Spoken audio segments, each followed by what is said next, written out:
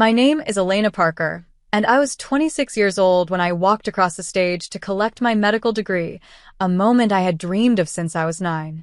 But I never expected the very hands that once held me steady through childhood to be the same ones that would destroy everything I built. I didn't hear my name being announced.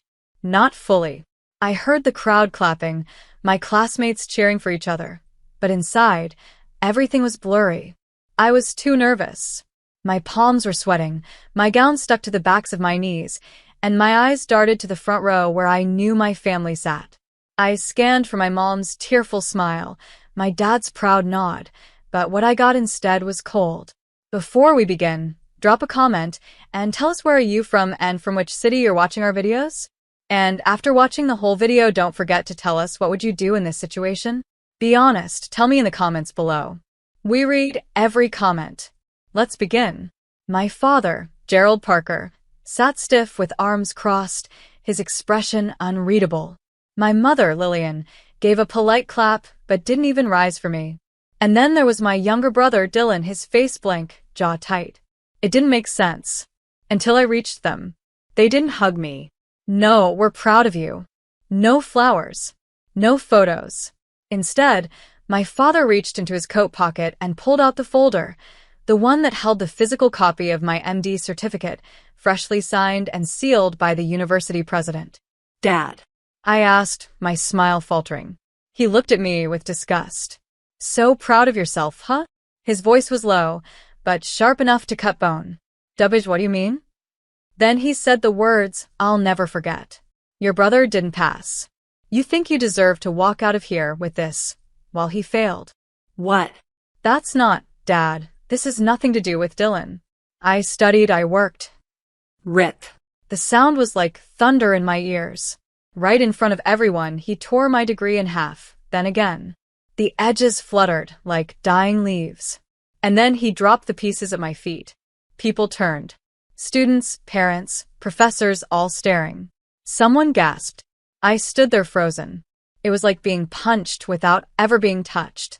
My mother leaned in and whispered through clenched teeth, "You're selfish, Elena. You've always been selfish. Your brother needed more attention. You should have stepped aside." I blinked at her.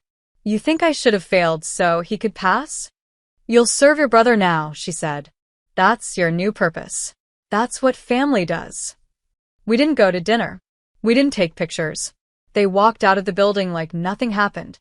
And I stood there, surrounded by people I didn't know, holding the shreds of a life I built for nearly a decade. I should have cried. I should have screamed. But I didn't. I picked up the pieces. And I smiled. Because that moment, right there, that was the start of the storm they never saw coming. 2 weeks later, I moved out. Quietly. No fights. No goodbyes. I packed my scrubs, books, and saved internship paperwork into the back seat of my 2009 Honda Civic and drove straight out of Baton Rouge. I didn't leave a note. They didn't even text. They thought I'd come back. They thought they had broken me. But I wasn't just leaving. I was becoming something else. Chicago, Illinois, ER residency year 1. I didn't need their money. I didn't need their praise. I got accepted into Grantwood Medical Center, one of the busiest trauma hospitals in Chicago, on the strength of my records alone. The chief of residency, Dr. Kendra Hawthorne, looked me straight in the eyes during the interview and said, "You've got grit. I like grit." And for the first time in my life, someone saw me for me, not my last name. Not for being Dylan's older sister. Not for being the daughter of a wealthy tax lawyer and a socialite mother. Just me. I worked 16-hour shifts. I studied during the 30-minute breaks we were lucky to get. I slept on a cot in the on-call room, ate whatever snacks were left in the vending machine, and stitched gunshot wounds at 3 a.m. with hands that never once stopped shaking. But I never complained, because every drop of sweat was a step farther away from the ashes they left me in. Back home, a whole different story. Unbeknownst to me, Dylan had dropped out. After failing 2 semesters in a row and blaming me for being the golden child, he spiraled. My parents dumped all their savings into getting him into private mentorships, online programs, and even bribing university board members. But Dylan didn't want to study. He wanted what I earned, without the pain. And when they realized they couldn't buy a medical degree, they turned to what they knew best: shame and silence. They told extended family I abandoned them. They told neighbors I was mentally unstable. They even told Dylan's new girlfriend I was a toxic presence who'd cut herself off. But I knew the truth. And so did the few people who'd ever truly known me. The turning point. It happened on a Wednesday night. A man in his late 30s had come in with a severe abdominal wound, stabbed twice in the lower left quadrant. I was assigned lead under Dr. Hawthorne's guidance. The operation was successful, and the man survived. When he woke up, he looked at me and whispered, "You saved me." It was the first time I'd ever been told that directly, and it hit me so hard I had to step out into the hallway and breathe. No one could take that away. Not a torn paper. Not a father's hate. Not a brother's jealousy. Not a mother's silence. I saved a life. That night, I decided I'd never answer to their version of me again. But life wasn't done testing me, because 2 days later, I got a call from an unknown number. "Elena Parker?" the voice asked. "Yes. This is Samantha Willis from Pine Hill Senior Law Center. Your parents are being sued." My blood ran cold. "What? Why are you calling me? You've been listed as a co-owner of a trust fund account they illegally accessed." "What? I never signed anything." "Yes, and that's exactly why we need your statement." I sat down slowly. My stomach twisted. They forged my name. They used my identity, my signature, to steal from the very trust account my grandmother had left for my future medical education. I couldn't feel my legs. They had stolen from my future. Even when I was gone, that was the moment something dark inside me rose. Cold. Calculating. Sharp. No more silence. They were about to find out exactly who they raised. I barely slept that night. I sat on the edge of my twin bed in the residency housing unit, staring at the screen as I reread the legal documents the attorney had emailed me. My parents had accessed my educational trust, funds my grandmother had set aside specifically for my medical future, and siphoned off nearly $60,000 over 4 years. Quietly, without telling me, all forged under my name. I felt sick. My hands trembled, not because of the money, but because after everything, after tearing my degree, after calling me selfish, after dumping their disappointment on me, they still found a way to take from me. And now I could be in legal trouble if I didn't clear my name. I called Samantha the next morning. My voice was steady, though my chest was tight. "I'll cooperate fully," I told her. "Every document you need, every form, every statement, I'll send it." "And if we need you to testify?" she asked gently. I didn't hesitate. "I'll be there." I wasn't afraid anymore. I was furious. During my lunch breaks, I filed paperwork. After shifts, I compiled every email, bank transaction, and scanned signature I could find that proved my innocence. And somewhere in the madness of hospital life and legal prep, I realized something chilling. They'd never thought I'd make it. They thought I'd fail, crawl back, apologize. Instead, I was building a case, and they had no idea what was coming. Weeks passed. I threw myself deeper into work. I saved a child who nearly drowned, helped a mother deliver twins during a blackout, resuscitated a man who coded right in front of me. Every life I touched added another layer to the woman I was becoming, and every small win made my parents' cruelty feel smaller. Until one day, as I was changing in the locker room after a double shift, I saw an email on my phone with a name I hadn't read in years. Subject: "I'm sorry." From Dylan Parker. I just stared at it. My thumb hovered above the screen.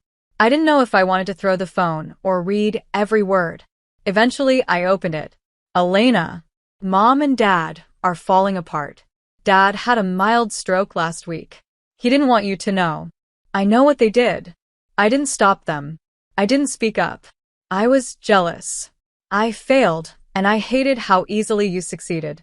But now they need help. We all do. Please, come home." I read it 3 times. Not once did he ask how I was. Not once did he say, "I'm proud of you." They needed help. That was the only reason he reached out. But I wasn't that girl anymore. I wasn't the daughter who would drop everything and drive home with tears in her eyes. I was Elena Parker, MD. And I was about to walk into court with enough evidence to bury their lies. Court day arrived. I flew back to Baton Rouge. I didn't tell anyone I was coming. I walked into that courtroom wearing a charcoal gray suit, minimal makeup, and the same quiet confidence I'd learned in emergency rooms and operating theaters. My parents were already seated. My mom's hair was perfect, her lips pressed tight. My father sat in a wheelchair, looking smaller than I remembered, but the coldness in his eyes hadn't aged a day. Dylan was there too, slouched in the corner, avoiding my gaze. When the judge asked me to step forward, I did without hesitation. I didn't authorize those withdrawals, I said. I have no knowledge of this paperwork. These are not my signatures. And here are the originals to prove it. My voice didn't shake. My hand didn't tremble. I wasn't emotional. I was factual, unshakable.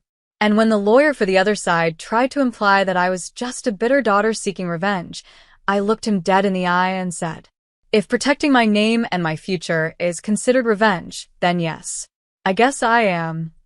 The judge ruled in my favor. My parents were ordered to repay the full amount, plus fines. Their accounts were temporarily frozen. And more than that, they were exposed. To the court, to the community, to the very people they lied to. Afterward, I walked out alone. The sunlight hit my face. The air smelled different.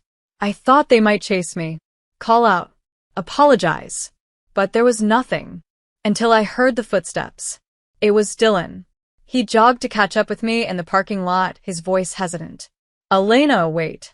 I turned. What? I didn't know they forged your signature. I thought they just, I don't know, took the money quietly. You didn't ask. You didn't care. He rubbed his face, ashamed. I don't know what to say. You've changed. I had to, I replied. No one else protected me.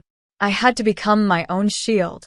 He stared at me for a long time, then said, I wish I'd been more like you. And for a moment, just a brief flicker, I saw the boy I grew up with. The brother I used to protect.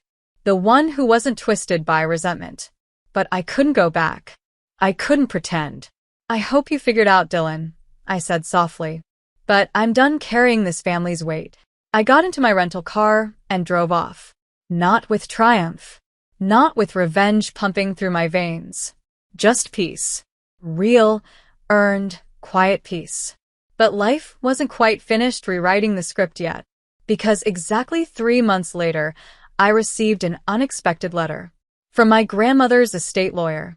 My breath caught as I read it. Apparently, there was another fund, one my grandmother had created years before her death. One she never told my parents about, because she feared they'd try to control it too. It had matured into a significant amount, and I was the sole beneficiary. There was only one condition, that I use it to help others. Not them. Not the family that broke me, but people who needed saving, like I once did. I smiled. Not because of the money, but because in the end, someone had believed in me all along. Not because I was a daughter or a sister, but because I was me. And now, I had the power to become what they never imagined. Unstoppable. I didn't tell anyone about the inheritance. Not my co-residents. Not my mentor. Not even my closest friend in Chicago, Kelsey. It wasn't because I didn't trust them. It was because I knew the moment I shared it, the story would become about the money. But this wasn't about money. It was about freedom. That letter from my grandmother's lawyer changed everything. The fund wasn't just generous, it was life-changing. Enough to pay off every cent of my student loans, buy a small condo, and still have plenty left to invest. But what stayed with me more than the number was the final line in the letter. Use it to help others like you. Those who are overlooked, underestimated, and unheard. It was like she knew what was coming before anyone else did. She knew they'd try to tear me down. She knew they'd fail. So I made a plan. Step 1. I took a week off. First vacation in 3 years. Step 2. I flew to Baton Rouge again. Quietly. Not to visit them, but to visit her, my grandmother's old house, now empty, abandoned, but somehow still holding the smell of lemon polish and jasmine tea. The lawn was overgrown. The porch creaked. But the moment I stepped inside, I felt home in a way I never had at my parents' mansion. I stood there for a long time. And then I called a contractor. I didn't tell them the whole story, just that I wanted to restore it, make it into something new. A place for girls like me, medical students with no support, teen moms trying to finish school, young women with potential, but no one to back them. I was going to build a safe house, a stepping stone, a real-life exit door for women stuck in situations like mine. The first of many. But of course, word got out. I hadn't been in town 2 days before I saw my mother. She showed up outside the house, arms crossed, sunglasses on, lips tight. "Elena," she said like it was a formality, like I was some distant cousin. I didn't invite her in. She looked around unimpressed. "So, this is what you're doing now? Turning her home into what? A shelter?" I didn't answer. She took a step closer. "Do you think this makes you noble? After what you've done to this family?" I stayed silent. "You humiliated your father. You turned on your brother. You always thought you were better than us." That's when I finally spoke. Calm. Cold. Direct. No. I just refused to be used by you any longer. She blinked. "You stole from me," I added. "Lied to me. You didn't even flinch when he ripped up my degree. That was my whole life." Her face twitched, like I'd hit a nerve. "I came here to offer peace," she said stiffly. "But clearly, you're still bitter." I smiled. Not bitter. Just done. Then I turned and walked back inside, closing the door behind me. For the first time in my life, I felt like I had finally shut them out for good. And it felt damn good. The safe house opened 6 months later. We named it the Magnolia Project, a tribute to my grandmother who used to say, "Magnolias bloom even in hard soil." The first 2 girls we helped were nothing like me on the outside. One was 17, kicked out by her stepfather for wanting to study nursing. The other was a single mom escaping an abusive relationship, trying to finish her GED. But they both carried the same weight I once did, the ache of being unwanted, unprotected, underestimated. We gave them beds, food, and quiet. A therapist came weekly. A career counselor volunteered on Saturdays. I taught them CPR and anatomy basics on Sundays. I'd never felt more alive. Then, out of nowhere, I got a message from a local reporter named Marla Jennings. She wanted to cover the project. At first, I hesitated. I didn't want attention. I just wanted impact. But then I remembered what my parents always feared most. Exposure. So, I agreed. The article dropped that weekend. Doctor turns inheritance into refuge for forgotten girls, the Magnolia story. It went viral locally. Donations poured in. Volunteers showed up. And so did the whispers. Because the article didn't shy away from the truth. It mentioned my degree being destroyed. The forged documents. The lawsuit. All of it. Suddenly, people in Baton Rouge started looking at my family differently. I didn't care for revenge, but I did care for truth. And then one morning, while organizing medicine cabinets in the clinic wing, I heard footsteps on the porch. Dylan. He looked different. Skinnier. Tired. His eyes bloodshot. "Elena," he said, barely audible. "I need help." I stood still. No anger. No welcome. Just waiting. He ran a hand through his hair. "I messed up. Bad. I tried getting into this business program Mom paid for. Dropped out. Took some money from a friend. He's threatening to sue. I don't have anyone else." My stomach turned. This was the same brother who stood silent as my life was torn apart, who watched me pack, leave, and disappear without lifting a finger. Now he needed saving? I didn't speak for a full 30 seconds. Then I asked, "Why are you here, Dylan?" "Really?" Because I know you help people now." "I help people who try," I said coldly. "Do you want help or do you want a shortcut?" He said nothing, just lowered his head. "I'm not your lifeboat," I added. "But there's a couch inside. There's food in the fridge. and a job to be done if you're willing to work. He stared at me. And for the first time in years, he whispered, I'll earn it. I didn't fully trust him, but I gave him the same chance I gave strangers. Because kindness wasn't weakness, and boundaries weren't cruelty. Dylan stayed. At first, it was rough. He showed up late to shifts, struggled to keep up with the work, and his old habits crept in like shadows: anger, excuses, blame. But slowly, something changed. One evening, a girl came into the safe house frantic. Her name was Maya, 16, pregnant, and running from a violent boyfriend. She was terrified, barely able to speak. Dylan was the first to calm her down. He sat beside her, offering a steady hand. I watched from the doorway. He wasn't perfect. Far from it. But in that moment, he was real. Present. Caring. Over the next months, Dylan worked harder than I ever expected. He took classes at the community college nearby, started volunteering with me at clinics, and showed up early every day. It wasn't just about repaying a debt. It was about changing himself. Then, out of nowhere, my parents came back into town. Their faces were lined with regret, or at least, that's what they wanted everyone to believe. They showed up at the Magnolia Project's fundraising gala. The room went silent when they entered. Whispers rippled through the crowd. I stood near the podium, watching as my mother approached. Elena, she said, voice soft but strained. We were wrong. About everything. We want to make amends. My father's eyes were downcast, the pride gone. I looked at them both and said, this isn't about forgiveness. It's about accountability. If you want to help, you'll prove it by supporting this place. Not words. They nodded.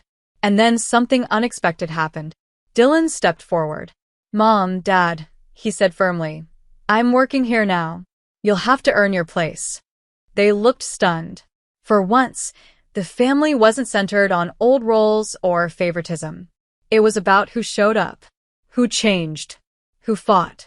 That night, as the gala ended, I stood on the porch of the old house, now fully restored and bustling with life inside. I thought about everything I'd lost, about the torn degree, the lawsuits, the broken family. But more importantly, I thought about everything I'd gained: strength, purpose, and the power to rewrite my own story. A story where no one could break me, because I was no longer the girl who needed saving. I was the woman who saved others.